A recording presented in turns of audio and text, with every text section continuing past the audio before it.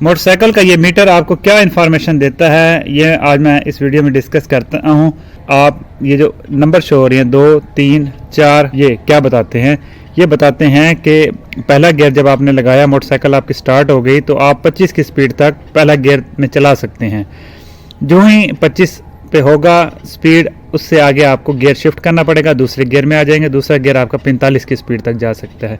45 से आगे आपको तीसरे गियर में जाना पड़ेगा और ये आप 85 की स्पीड तक जा सकते हैं। और 85 की स्पीड के आगे आपको चौथे गियर से ऑनवर्ड जाना पड़ेगा और इसकी maximum speed 120 kilometre per hour हो सकती है।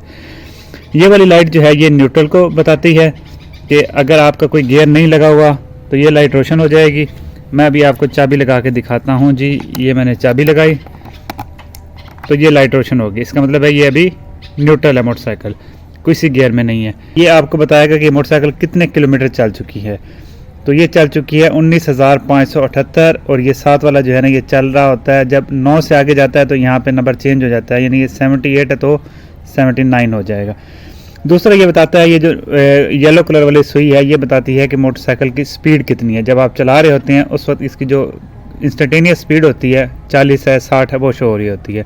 ये वाली लाइट जो है ये इंडिकेटर को बताती है। यहाँ से मैं ये वाला मैं करता हूँ तो ये राइट वाला इंडिकेटर ऑन हो गया, यहाँ पे भी लाइट आ गई। इसी तरह लेफ़्ट वाला इंडिकेटर अगर मैंने करना है तो वही मैंने कर दिया, ये इंडिकेटर ऑन हो गया और यहाँ पे ये लाइट आ रही है।